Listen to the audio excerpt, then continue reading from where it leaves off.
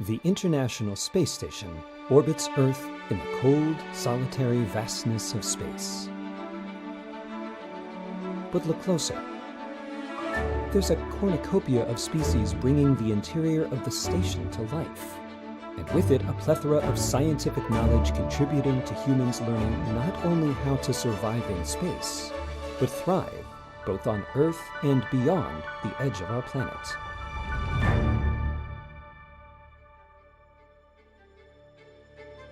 Animals that fly in the air, animals that swim, squirt, and float in water, animals that creep, crawl, walk, and run on land, all are being studied to learn how they react and adapt to microgravity conditions.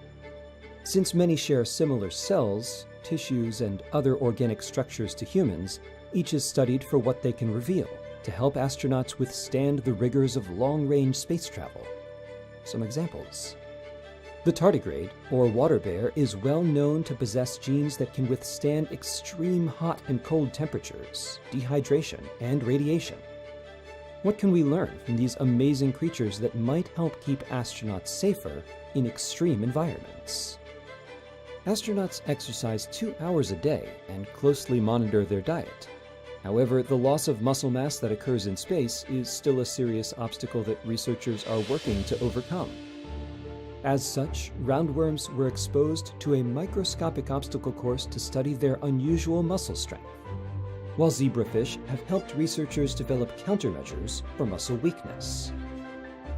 Another fish, the Japanese medaka, have helped improve our understanding of the mechanisms behind organ tissue changes. And of course, one of the most common space travelers, the rodent, was found to be more physically active in space than their Earthbound counterparts in one experiment. Why? This matters to scientists who are studying the effect of microgravity on bone loss. Jennifer Buckley is the Deputy Chief Scientist for the International Space Station Program Research Office at NASA's Johnson Space Center. She explains how studying multi-generational organisms can have big impacts on our understanding of both animal and plant biology in space. Fruit flies multiply so quickly, we can observe several generations at one time. We can trace the actual development of an organism from conception to birth to adulthood and old age, and the genetic changes from one generation to another are easy to track. Regarding plants, Buckley says, plants develop differently in microgravity. They don't know which way is down anymore. They no longer have a gravity signal for their root structure.